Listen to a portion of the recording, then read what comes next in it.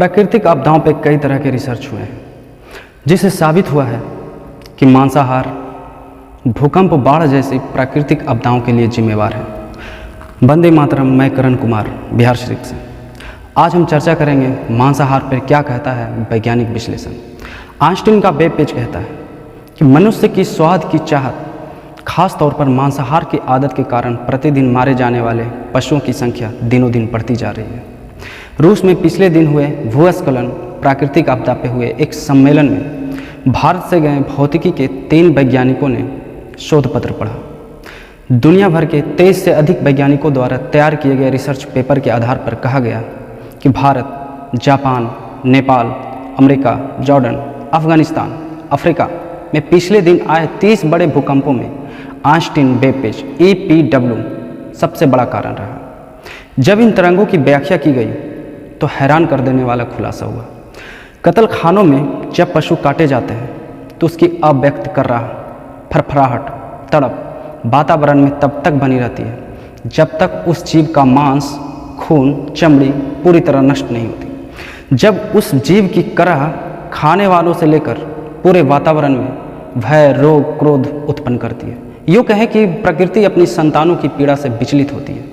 अध्ययन में यह भी बताया गया कि प्रकृति जब ज़्यादा क्षुब्ध होती है तो मनुष्य आपस में ही लड़ने भिड़ने लगते हैं, चिड़चिड़े हो जाते हैं और विभिन्न देश प्रदेशों में दंगे होने लगते हैं। जीव जंतुओं की हत्या ही इस तरह के दंगों का कारण बनती है और कभी कभी आत्महत्या का भी। ज़्यादातर बीमारियां हार्ट अटैक, अतिवृष्टि, अनावृष्टि, बाढ़, भूकंप, ज्वालामुखी के विस्फोट जैसे संकट आते हैं।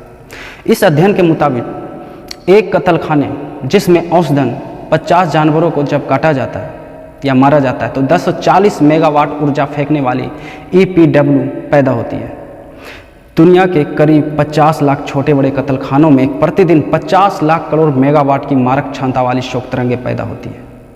कत्लखानों में जब जानवरों का कत्ल किया जाता है तो बहुत बेरहमी के साथ किया जाता है, बहुत हिंसा होती है, बहुत अत्याचार होता है, बहुत क्रूरता होती है। जानवरों के कत्ल होने के समय उसकी जो चित्कार निकलती है, उसके शरीर से जो स्ट्रेस हार्मोन निकलते हैं, उनकी जो शोक वेव्स निकलती है, वो पूरी दुनिया को तरंगित करती है, कंपायन कर देती है। परीक्षण के दौरान लेबोरेटरी में जानवरों पर ऐसा ही भीतस अत्याचार देखा गया। जानवरों को जब काटा जाता है तो बहुत दिनों तक उसे पहले भूखा रखा जाता है और उसे कमज़ोर किया जाता है।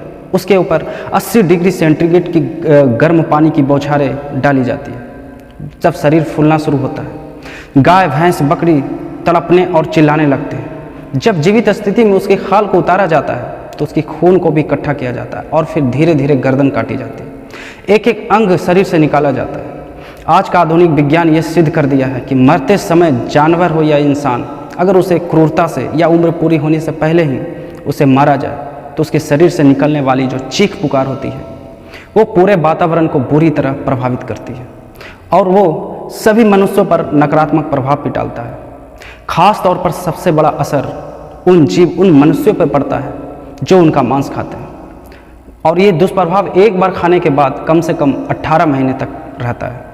बड़ी बात यह है कि खाने वाले और उसके परिजन अधिक तनावग्रस्त, दुखी और भयंकर रोगों से पीड़ित होते हैं।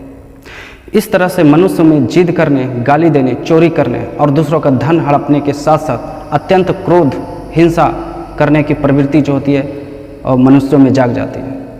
पाप पूरी दुनिया में बढ़ रही है। अफ्रीका के 2 प्रोफेसर, 2 जर्मनी के, 2 अमेरिका के और 1 भारतीय के, 4 वैज्ञानिकों, जर्मनी के वैज्ञानिकों ने इस साल मतलब पिछले साल विषय पर रिसर्च किया।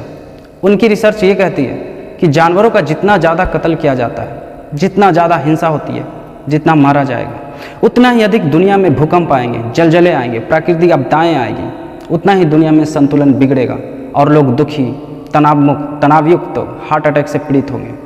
उन जीवों के आँखों को गौर से देखें, महसूस कीजिए उसकी आँखों से निकलने वाली प्रेम तरंगों को, महसूस कीजिए उसकी आँखों से छलकती हुई दर्द और मासूमियत को। ऐसा करने के बाद उन बेजुबानों की गर्दन पे आप छुरी चलते हुए नहीं देख पाएंगे और न ही उनकी मांस व हड्डियों पर मसाला लगा के खा पाएंगे। जीव जंतु पर हो रहे अत्याचार और हत्याओं को रोकने के लिए मेरा एक छोटा सा प्रयास था। इतना जानने के बाद भी अगर आपकी चेतना नहीं जगी और लाश में स्वाद ढूंढना बंद नहीं किए तो प्रकृति की विशाल लीला मतलब विनाश लीला और तांडव झेलने को तैयार रहें। नमस्कार।